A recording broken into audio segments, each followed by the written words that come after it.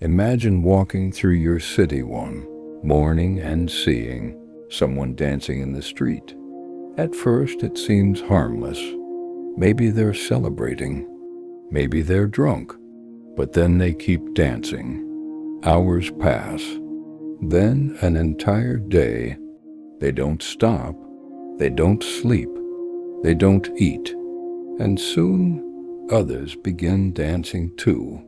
Within weeks, hundreds of people are moving uncontrollably through the streets. Some collapse. Some reportedly die from exhaustion. This sounds like fiction, but it actually happened. In the summer of 1518, in the city of Strasbourg, one of the strangest medical mysteries in human history began. Historians now call it the dancing plague of 1518. To understand what happened, we must first understand the world people were living in. Strasbourg in 1518 was not a peaceful place. Europe at the time was struggling with poverty, famine, and disease. Crops had failed in many regions. Food shortages were common. Illness spread easily through crowded towns. People lived with constant uncertainty. Many believed disease was punishment from God. Others feared supernatural forces or curses. Medical knowledge was limited. There were no antibiotics, no understanding of bacteria or viruses. Life itself could feel fragile. When a community lives under that much stress for so long, fear becomes part of daily life. And it was in this tense atmosphere that something extraordinary began. In July of 1518, a woman stepped into the street and began to dance. Historical records identify her as Frau Trophea. At first, people simply watched. She moved continuously, swaying and stepping as if music were playing, even though there was none. An hour passed, then several hours. Still, she did not stop. By the end of the day, her feet were swollen and her body exhausted, but she continued dancing. According to reports from the time, Frau Trophea danced for several days in a row. Imagine the scene. A woman moving endlessly through the streets while confused neighbors gathered around her. Some thought she was cursed. Others believed she was possessed. But the strangest part had not yet begun, because soon others joined her. Within a few days, more people began dancing. At first, there were only a handful, then dozens.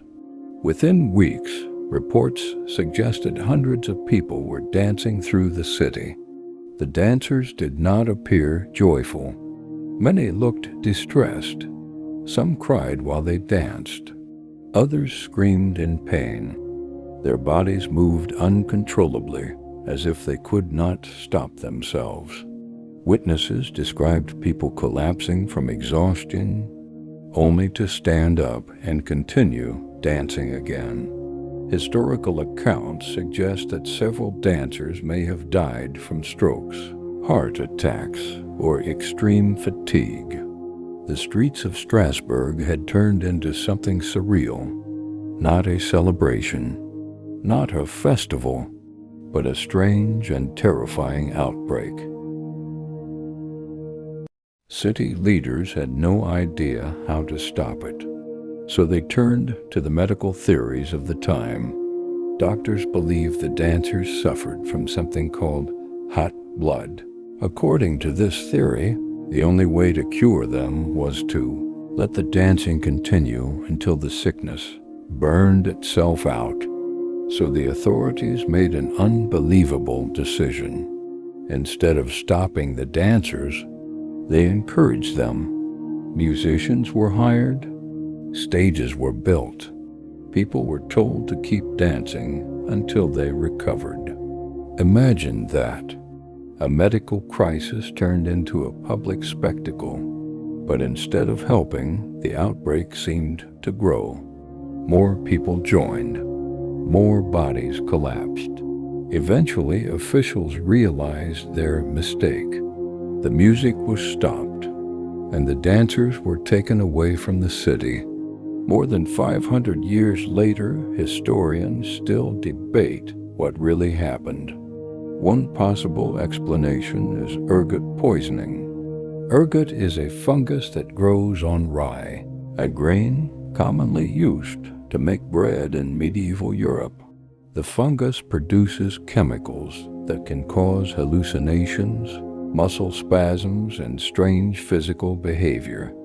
Interestingly, the same fungus later helped scientists create the psychedelic drug LSD, but many experts doubt this theory. Ergot poisoning usually causes violent convulsions, not rhythmic dancing lasting days.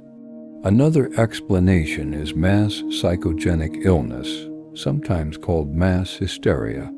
This happens when extreme stress spreads psychological symptoms through a group of people. Communities under intense pressure may unconsciously mimic strange behaviors. In a city already suffering from famine, disease, and fear, one person's strange actions could trigger a chain reaction. But even this theory does not answer every question, which is why the dancing plague remains one of history's strangest mysteries. Just as mysteriously as it began, the outbreak faded. Historical records suggest that authorities eventually sent the dancers to a nearby shrine for religious healing. Slowly, the dancing stopped. No clear cure, no clear explanation. Just silence where hundreds of people had once been moving endlessly. The city returned to normal life, but the mystery remained. The dancing plague of 1518 reminds us that the human mind and body are deeply connected. Fear, stress, and belief can influence behavior in powerful ways.